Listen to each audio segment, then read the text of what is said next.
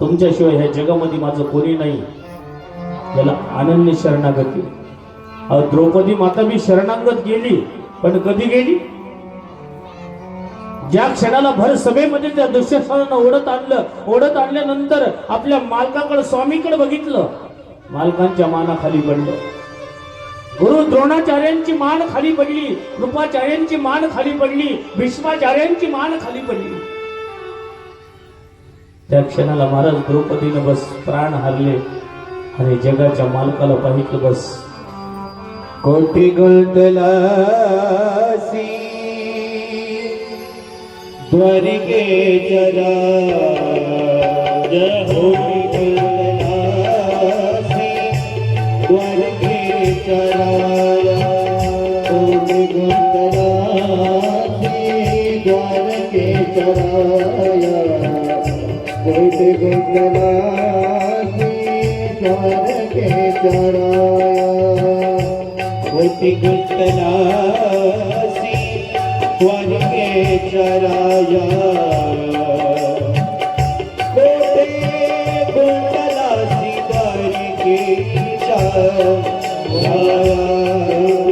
गुंतलासी द्वारके चराया, कोटी गुंतलासी द्वारके चराया, वीर का सखया लविएला, वीर का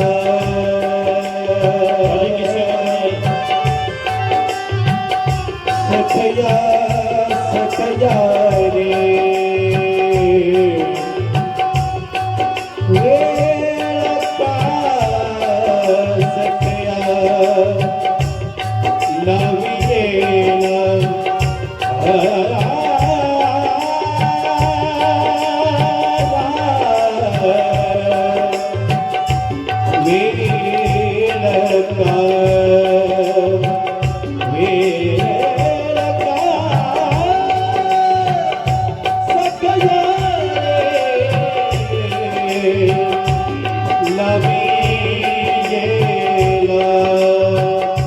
दीननाथ प्रीता सांभाळिया फुले, दीननाथ प्रीता सांभाळिया फुले, दीननाथ प्रीता सांभाळिया फुले, दीननाथ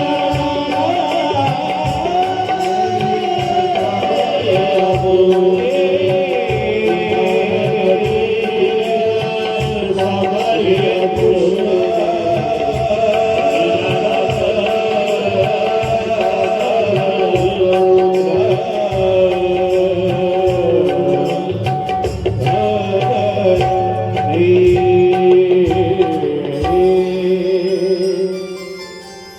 जे द्रौपदीनं चूक केली होती ती उत्तरा मातेनं चूक केली नाही महाराज.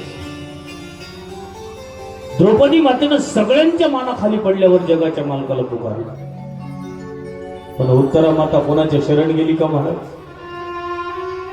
अहो स्वयं स्वतः सगळा परिवार होता महाराज समोर, परंतु परिवाराच्या शरण मध्ये गेली नाही उत्तरा माता. नाही का? लक्ष द्या, जगाच्या मालकाच्या चरणावर जाऊन नतमस्तक झाली, याला अनन्य शरणागती म्हणतात. न अन्यम पश्य, जगाच्या मालकाला म्हणली बस देवा, तुमच्याशिवाय माझं ह्या जगात कोणी नाही. जगाच्या मालकानं कृपा केली महाराज. उत्तरा मातेच्या गर्भामध्ये प्रविष्ट झाले भगवंत आणि प्रविष्ट होऊन त्या बाळाचं रक्षण केलं महाराज. त्या बाळाचं पाहिलं बस दर्शन, बस जे ब्रह्मास्त्र आहे त्या ब्रह्मास्त्राला नष्ट करून टाकलं आणि स्वयं स्वतः बस भगवंतानं दर्शन दिलं त्या बाळाला आणि भगवंत